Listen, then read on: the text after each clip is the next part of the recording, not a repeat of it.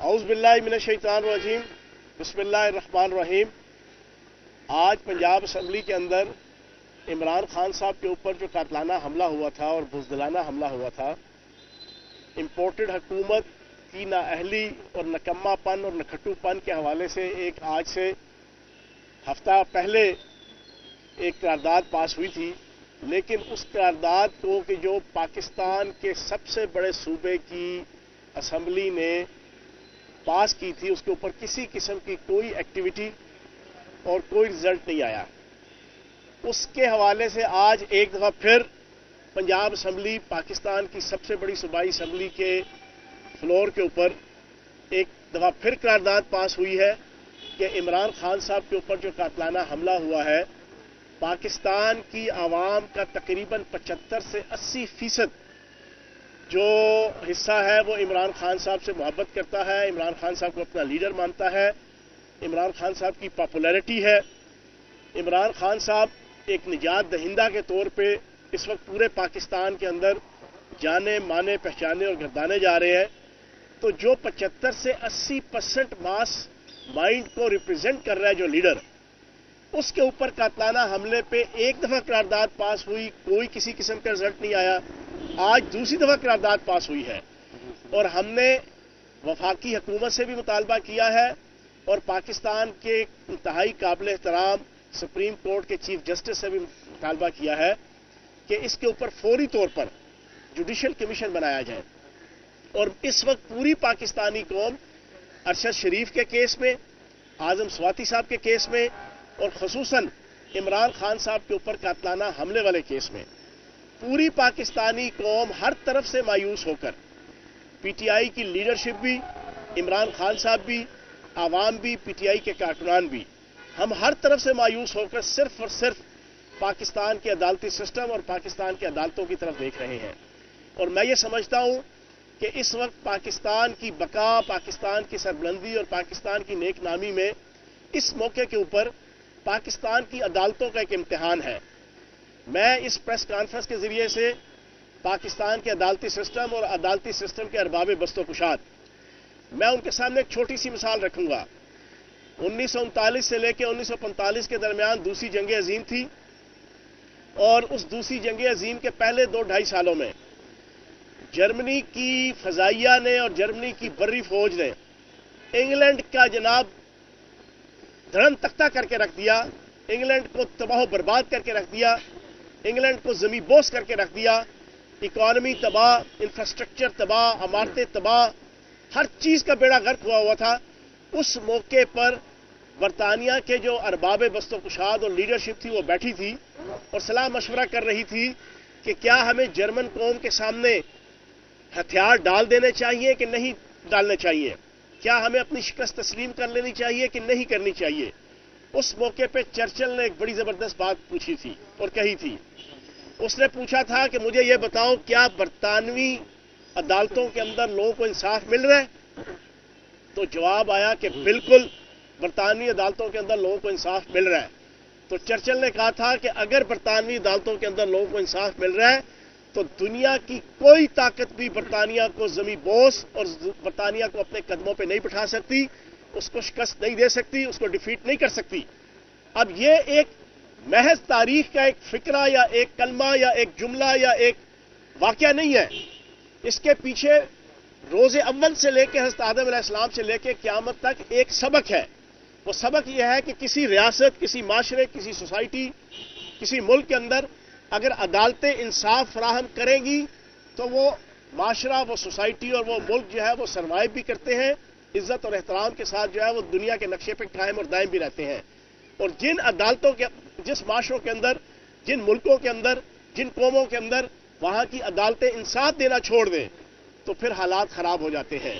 تو میری قابل احترام چیف جسٹس صاحب سے التجا ہے، پاپولیرٹی رکھنے والے سابق وزیر اعظم عمران خان کے اوپر قاتلانہ حملے کے حوالے سے نہ کوئی جوڈیشل کمیشن بن رہا ہے، نہ اس کی مرضی اور منشا کے مطابق جو اس کے پاس انفارمیشن ہے اس کے مطابق ایف آئی آر کٹ رہی ہے۔ تو آپ بتائیں کہ پھر ہم کہاں پہ جائیں؟ ہم کہاں پہ جائیں؟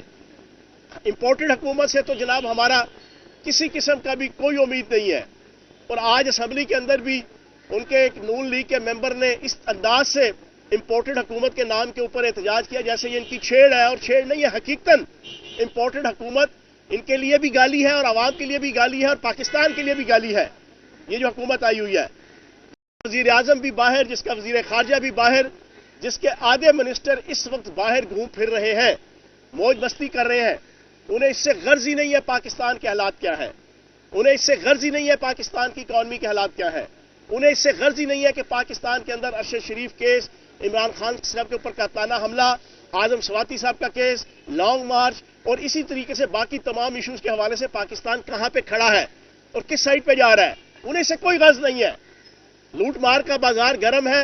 اور جناب گھومنا پھرنا، جناب انہوں نے پوری دنیا کو شالامار باغ بنایا ہوا ہے،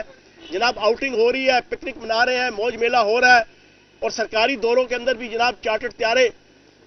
ہائر کر کے جناب 40 سے لے کے 80 بندے فیملی سمیت جناب سرکاری خرچے پہ دورے کر رہے ہیں، وہ تو اس موج میلے پہ لگے ہوئے ہیں،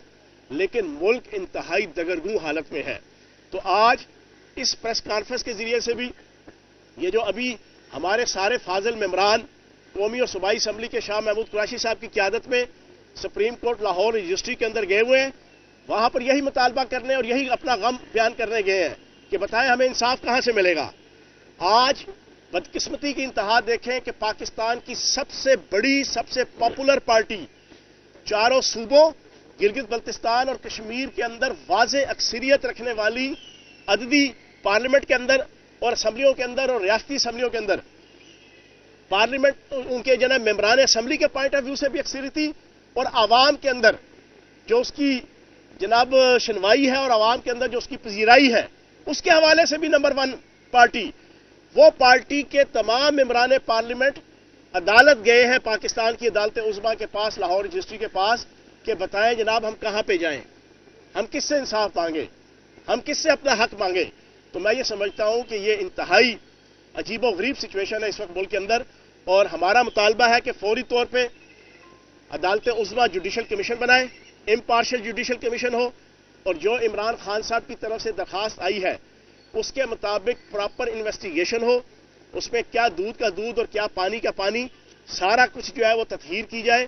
اور اگر یہ عدالت اس حوالے سے اپنا کردار ادا نہیں کرے گی تو یہ پاکستان کی بدقسمتی ہوگی اور پاکستان کی عوام اس کا خمیازہ بھگتے گی۔ بتا دیں کہ ابھی جو ہے ایک جو عمران خان صاحب کی طرف سے نیا بیان آیا کہ امریکی دھمکی اور خط کو جو ہے بھارتی کا حصہ نظر انداز کر دیا ہے،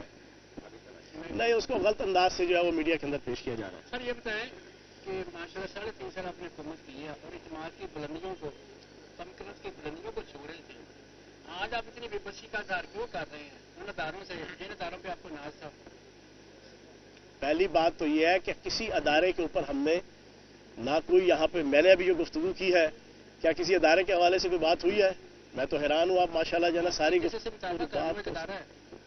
پوری بات سنو، عدالت ہے، عدالت ہے، عدالت سے جو ہے وہ مطالبہ نہیں کریں گے تو طالبان بن جائیں، ہاتھ میں بندوق اٹھا لیں، تب آپ خوش ہوں گے، تب پاکستان جو ہے نا آپ کے سوال کے مطابق جو ہے نا ہم اسلحہ ہاتھ میں اٹھا کے جو ہے نا اپنا حق جو ہے نا وہ اسٹریٹ جسٹس شروع کر دیں۔ تو جناب ہم طالبان نہیں ہیں، ہم بنانا ریاست بنانے والے اور ماننے والے نہیں ہیں، ہماری لیڈرشپ بھی جو ہے وہ آئین اور قانون کو مانتی ہے، پی ٹی آئی کی ورکر بھی اور پی ٹی آئی کا ووٹر بھی آئین اور قانون کا علم بردار بھی ہے اور عملدار بھی ہے، اور انشاءاللہ ہم قانون سے مطالبہ کر رہے ہیں کہ وہ ہمیں ہمارا حق ہے۔ اچھا صاحب یہ بتا دیں کہ جو حملہ ہوتا ہے عمران خان وزیر آباد میں ہوتا ہے، جو ایف آئی آر درج کرنی ہے وہ پنجاب حکومت نے کرنی ہے، وفاقی حکومت کا عمل درآمد نہیں ہے، تو پنجاب میں آپ کی حکومت ہے، کیوں نہیں ایف آئی آر آپ درج کروا رہے ہیں؟ یہ تو آئی جی پنجاب وزیر اعلیٰ کے انڈر ہے۔ اور دوسرا یہ بتا دیں کیا کاف لیگ کے ارکان بھی آپ کے ساتھ آج سپریم کورٹ رجسٹری گئے ہیں؟ کاف لیگ کے ارکان بھی جو ہے وہ سپریم کورٹ رجسٹری میں گئے ہوئے ہیں، سارے آئے ہوئے تھے۔ دوسری چیز، میں پچھلے ایک ہفتے میں کم از کم 6-7 پریس کانفرنسز راولپنڈی کے اندر کر کے یہ بتا چکا ہوں، آج یہاں پر لاہور پنجاب اسمبلی کے باہر بھی آپ کو بتا دوں، صوبوں کے اندر 21ویں اور 22ویں گریڈ کے جو افسر ہوتے ہیں، چاہے وہ صوبے میں تعینات ہوں، وہ اسٹیبلشمنٹ ڈویژن کے ماتحت ہوتے ہیں، اور اسٹیبلشمنٹ ڈویژن جو ہے وہ وفاق کے ماتحت ہوتی ہے۔ چیف سیکرٹری اور آپ کا آئی جی جو ہے وہ اسٹیبلشمنٹ ڈویژن کے ماتحت ہو کے وفاق کو جو ہے وہ جواب دہ ہوتے ہیں۔ تو یہ جو 21ویں اور 22ویں گریڈ کے افسر اور جو اسٹیبلشمنٹ ڈویژن کا جو کردار ہے، اس کو استعمال کر کے वफाकी हुकूमत, इम्पोर्टेड हुकूमत इस पूरे इशू के ऊपर डर्टी गेम करती रही है और उनको अपनी मर्जी के मुताबिक चलाती रही है। बहुत शुक्रिया।